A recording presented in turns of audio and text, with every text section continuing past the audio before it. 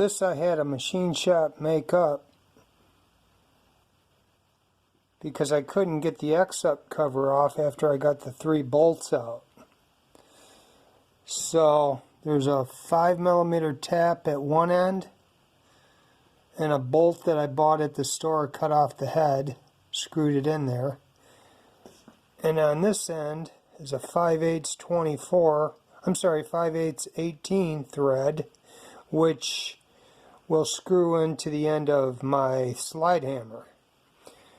And then I merely just screwed that all the way in, the cover, after I removed the pulley, and tapped it out.